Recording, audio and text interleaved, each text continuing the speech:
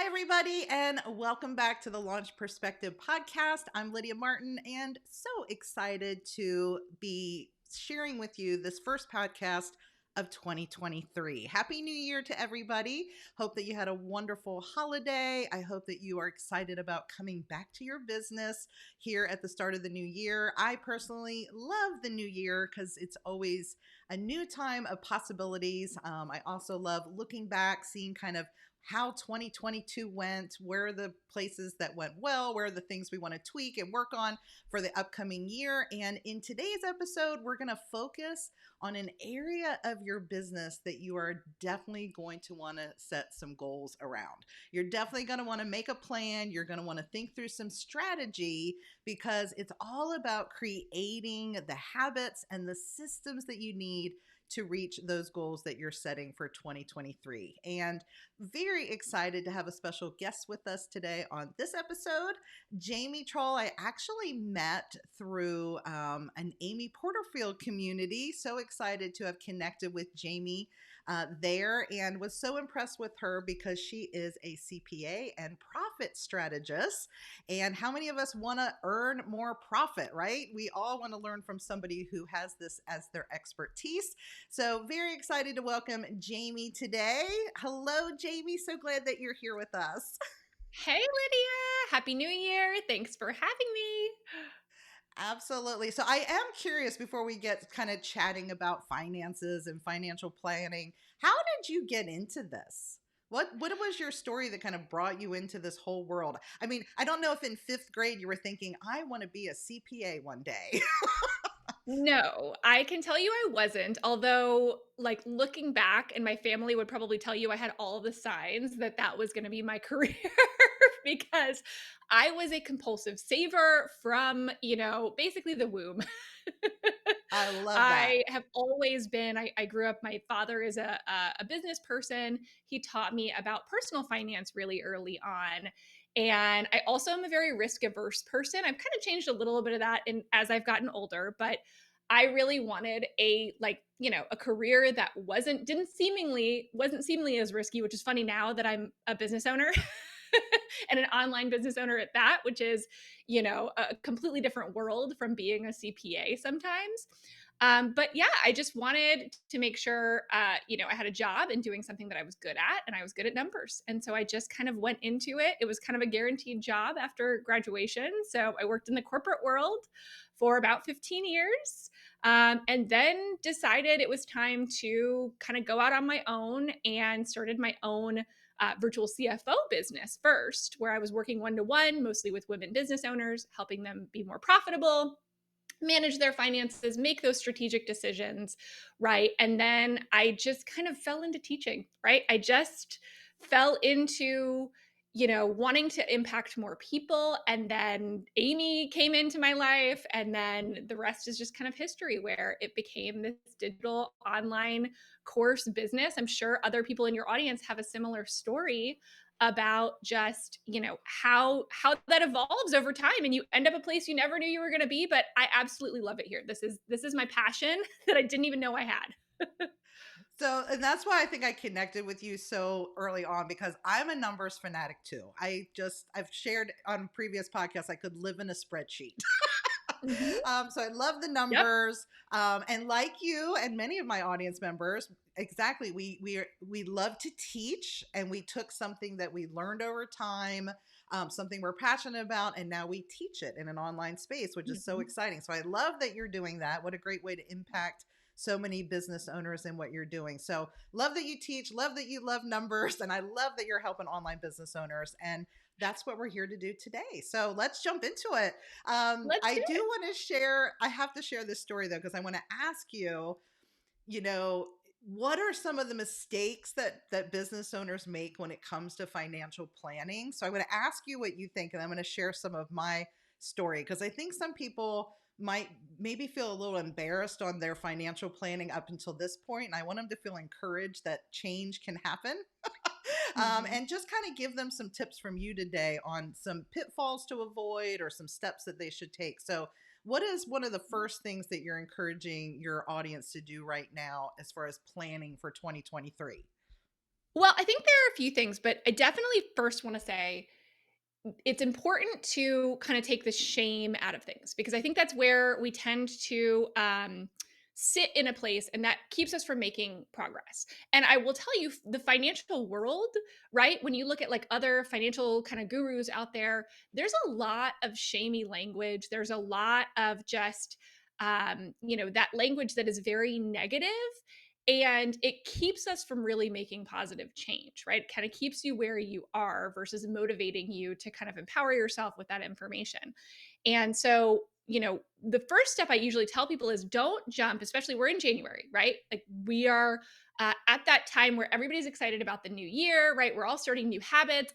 I've already got a new workout habit, a new food habit, all the habits, right? Which I know we'll see how long they last. But there's that exciting new year energy, and sometimes we want to jump right straight into that without looking backward, because looking backward isn't fun. It might make us feel like shame or frustration, or, some of those negative feelings come up. And looking forward feels more hopeful, more exciting. And we want to do that. But the thing that we're missing out on if we don't look backward, so in this case, looking back, let's say at 2022, to say, okay, let's look at our finances. Let's make sure we get those things together. Let's look at it. Let's make some, observations about it that our data shows us. So, what does our data say about what we sold a lot of or didn't sell a lot of? What worked? What didn't work? What kind of conversion rates, right? We're talking about online business here. So, what kind of conversion rates did we have? And really digging into the data is going to be critical, not from a place of like, man, I wish I had done this, this, and this better, and to harp on what we didn't do, but instead to learn from it. There's always so much that we can learn from that.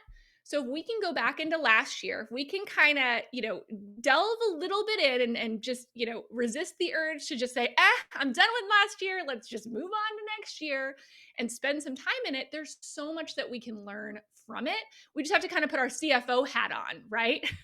Well, and that's before you go on, I do want to say you almost do need to remove your emotions. And one Mhm. of my previous interview guests said it's about the data, not the drama.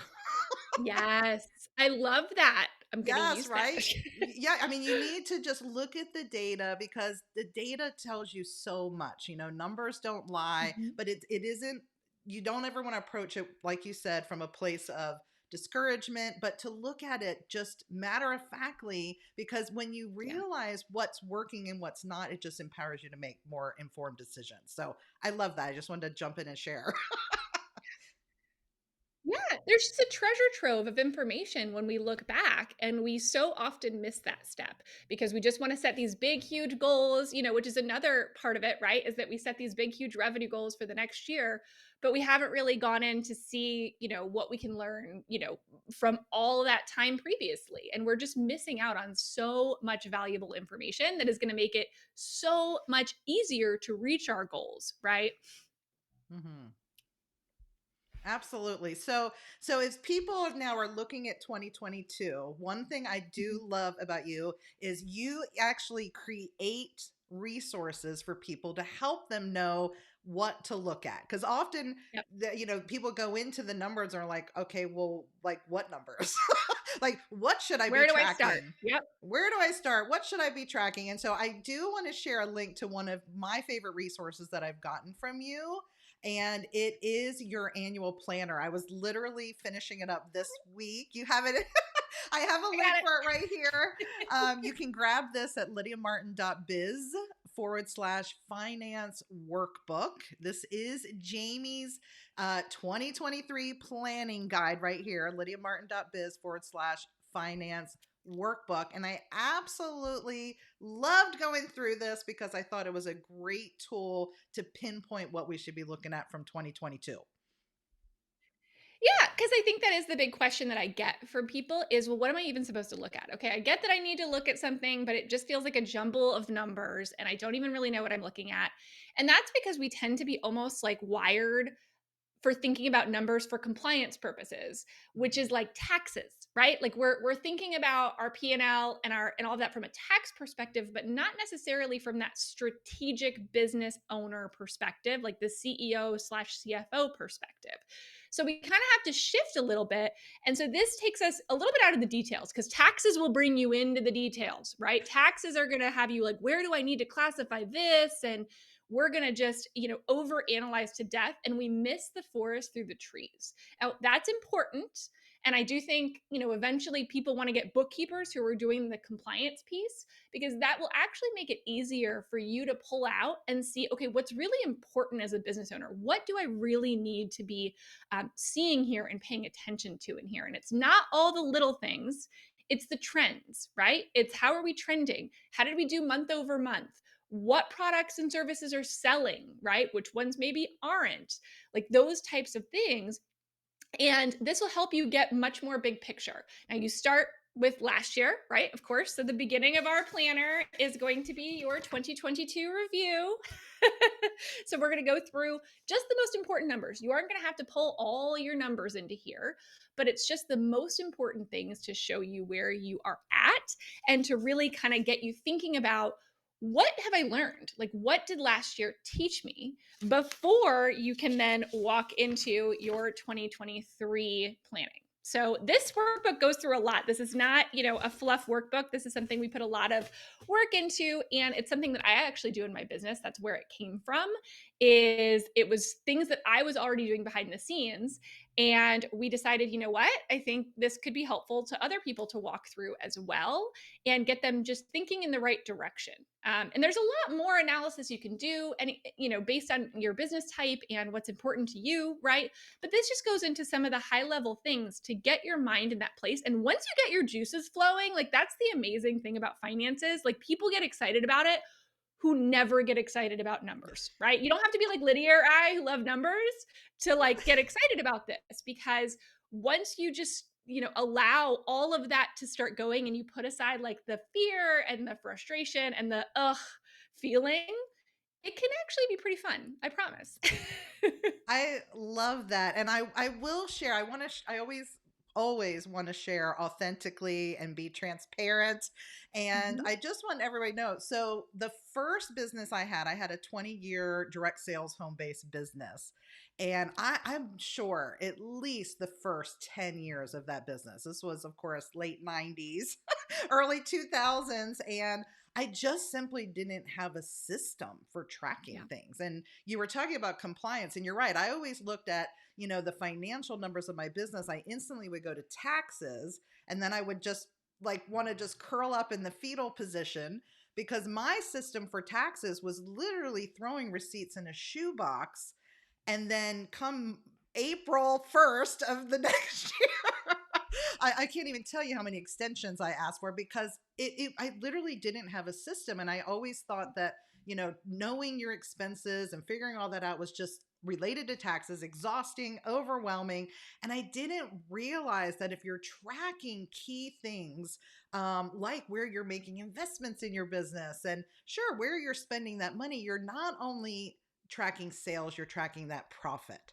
And I had Yeah. never even considered back in the day to track profit. I was only Yep. tracking sales, and you end up losing so much money because you don't have an eye on those key metrics like your expenses and your profit margin. So is Yeah, that and what you you don't know where you find? might have leaks, right? Like that's the thing that is really interesting. Like you have, if we're just tracking top line sales that are coming in, which is an important metric, you do want to know that. But you could have all kinds of money leaks going on that are leading to you not having very much profit left at the end of the day. And you're kind of like, wait, I'm making money, I'm making sales, but why do I not have any money to pay myself? Right? Well, and that's what was so surprising in my first business. I just spent money without understanding how much I was really not bringing home. All that sales I thought I was making, I was actually had such a low profit margin that when I started this business in 2020, I was like, I want to know my numbers. I want to know what I'm bringing home, not just the revenue that's coming in. And I had heard from various gurus, that many of them shoot for, let's say, 50% in my space. And I was like, well, I'm going to get 60. But just knowing that goal and tracking my revenue and my expenses, that last year I know we had a 62% profit margin. And this year we hit 67. That's So amazing. the cool part of this is, even if your revenue isn't always increasing as much as you hope, if your profit margin's increasing, that is an amazing thing to celebrate because you're keeping more of what you're making. So this is a great example of why what you teach is so important. Yeah, I mean, there are different levers, right? So that's what I talk about a lot is the levers. We always the lever that comes into our mind is always more sales, more sales, more sales. I need to make more sales. Well, yeah, that's helpful, but there's more levers than that. There's the price you're charging for your products. There's the average transaction value, right? Is there something you can add on to increase your average transaction value? There's cost associated, both direct costs and indirect costs. I mean, there's a lot of different levers that we can pull to increase our profit without having to increase our sales and consequently without having to increase our effort. Which is the Which is amazing thing. that is the amazing thing. And this is why I love this planning exercise, because you're right. It's not just seeing an increase in a number, but what were you able to work in a way that Yeah. gave you more freedom, more flexibility, more peace, more confidence? And if you're just hustling, hustling, hustling, I always think of the example of the people, there are people out there saying, I earned $1 million in revenue last year and their expenses were $950,000, and they Yep. hustled and spent so much money on advertising or whatever the case may be. So you definitely need to look at all the levers, and that's what I love about what you just shared. It all Yeah, I mean, matters. which sounds easier? Does it sound easier to make $1 million, but net, $50,000, or does it seem easier to make $100,000 and net $50,000, right? The latter for sure. Or maybe we sell $1 million and we like work on how we can take home more. So I think Yes. there are just so many strategies that we forget because we're so focused on the sales element, which is part of it. Not to say that it's not, but sales tends to lead to hustle, which tends to lead to burnout. And if you're Mhm. not managing the money within your business, more sales isn't actually going to really help your bottom line at all. It's not, if you've got all these money leaks going on, then more sales just means you're also probably going to spend more, which means at the end of the day, you're just going to be more tired with the same amount of money. It's You hit the nail on the head. It really is. We don't want to just make money to make money. We're making money to Mhm. create the life we want to live. And Absolutely. if it's not doing that, it doesn't matter what amount of money is coming in. It really needs to serve what your goals are. Absolutely. Yep. Yep. I love that. 100%.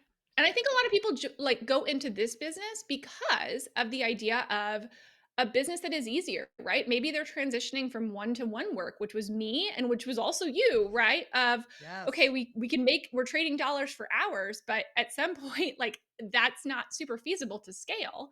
So we've gone into that business for this idea of, oh, we're going to have all this freedom, and then we find, oh, actually there's a lot to do in this business, right? So part of it is managing your finances well. Part of it is if you are spending your money, and I don't shame people for spending at all because actually spending is necessary to build a business and to build a business that gives you that freedom, right? If you really want the freedom, where I finally got that freedom in my business was when I hired a team. Well, that did decrease my profit margins a bit, but we were able to make more money, right?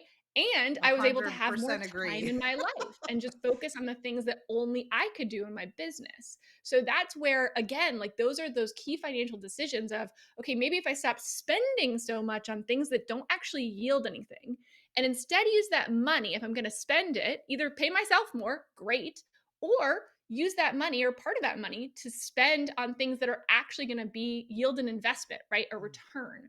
And then you're going to be able to see in the future just this completely transformed business where it isn't fully based on you. But instead, we get just caught up in this hamster wheel and can never get off. It's so true, and I agree. One of the best decisions I made too was hiring a team Yeah. because you can only go so far yourself. Yeah. And that And so investment often we will say we it can't reaps a afford it. great reward. Mhm. Yeah, and so often it feels like, "Well, I can't afford a team." Well, where is that money going otherwise, right? Like, what are you doing with it that maybe you could repurpose? And so that's like and it could also be systems, right? Also, investing into systems that can save you time. We end up expending all of this time and energy rather than letting our money work for us on the things that are actually gonna create more money and more time. And that's all part of the planning process, right? That leads like very well into this workbook because we talk about that too in this workbook about what types of investments, how do we use our time and our money within our business to provide what we're really looking for, right? So that is, you want to grab it, guys. Definitely grab the planner. That I would say is the first place to start. Yeah. And if you're thinking to yourself, well, even if I go through this planner, I would love a little bit more guidance of how I can get to those goals. Because Hmm. even I love the page in the planner where it has you break down like your different offers and how many you would need to sell to what Yeah. what that would look like. And I do know I love planning with others because it's more motivating when you're kind of working together. And so I love that you have a workshop coming up. And Yeah. in that workshop, you're going to be going through some of the details of this planner. Can you tell everybody what's coming up with that workshop? And then I'll share the link for it. Yes. I'm so excited about this. This came out of people asking for it. So we have had this planner. I've updated it every year, but we had this planner for a couple of years. And people said, "Well, I want an environment to be able to do some of this work and really work through it because it's a robust planner as well." And we know, like you just said, it's easier to plan all together. There's just a collective energy that you can get when you're kind of doing this work with other people. You might get stuck when you're doing it yourself or distracted. That's the thing that happens to us. We get distracted by all the urgent things around us. And then we let the important fall to the wayside. The important being those things that are going to help us, right? The important things are going to help us have less urgent things in the future. But there's always, somebody pulling on us, with some urgent matter that deserves our attention. But we really have got to make the time to focus on the important. And that's easier to do altogether. It's much easier to get distracted when you're by yourself. I know this for a fact, than when you are with a group of people and you have time set aside for it. So we're doing an annual planning meeting, first time ever, January 18th, that everybody needs to be at, and we're charging a super low price for it. It's $47, which is kind of funny, but the reason we wanted to do that is we wanted the buy-in. We wanted people to put some money down. We find that people do show up more for themselves when they have a little bit of money invested. So we wanted to go ahead and make this a paid annual planning workshop. Plus, we are limited in the number of people that we can hold. So we are going to be doing this workshop together January 18th from 12 p.m. Central Time to 2 p.m. Central Time. But there is a 5-day replay. So you will get a replay if that time doesn't work for you. We want as many people as possible to show up live, but we know that there are schedules in life, right? So you will get a replay for a full 5 days that you can watch it and do it on your own time. But like I said, it's so much more fun to do it all together. I definitely have it on my calendar. So it's Yay! on my calendar. I've already got access here to our workshop. So I will share the link for everyone, especially those listening on the podcast and not necessarily watching on YouTube or on our video. So it Mhm. is lydiamartin.biz/planning workshop. That's what's going to get you access to Jamie's $47 workshop on January 18th. So lydiamartin.biz/planning workshop. I will definitely see you there. I cannot wait to go through this with you because I love that, with your expertise and the different things that you teach, I think it's just going to be so nice to have you going through it with us. That is what I'm Yeah. most excited about. And a lot of planning workshops, I think, focus, I've been to other ones and they are very sales focused. And this is more than just sales focused, right? We're looking at the whole picture. And I'll help you kind of look back, like I said, at 2022 so that we can make those observations and walk into 2023 with kind of a head start, basically. I love that. I mean, and that's the thing. There, it all it takes is the move enough movement of one of those levers that Yeah. can make such a difference. And And it's not as so much as you think, and I will show you that. I have an ROI worksheet that comes too. I know you'll love this, Lydia, because I will. you love spreadsheets, right? But it's super plug and play, and it will help you see the impact of really small changes. Sometimes we think in order to make big changes on our bottom line, we have to like double our prices or something. You do not. I can promise you, or cut all of our expenses. You don't. Small changes add up and make a really big difference. And I can illustrate that for you on the ROI worksheet that you'll get if you join the workshop as well.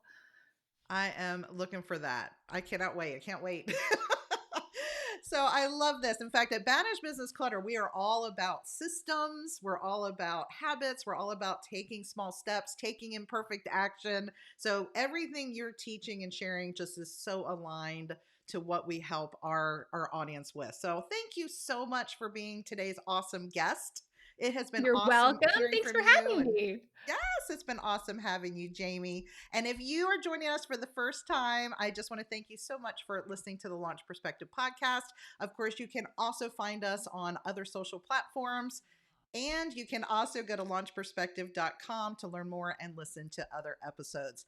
Thanks so much for joining today. And I just want to encourage you again to get Jamie's planning workbook. Join us in the workshop. I think this is going to be an amazing tool for you as you start 2023. I can't wait to celebrate with you as you reach all your financial goals this coming year. See you next time.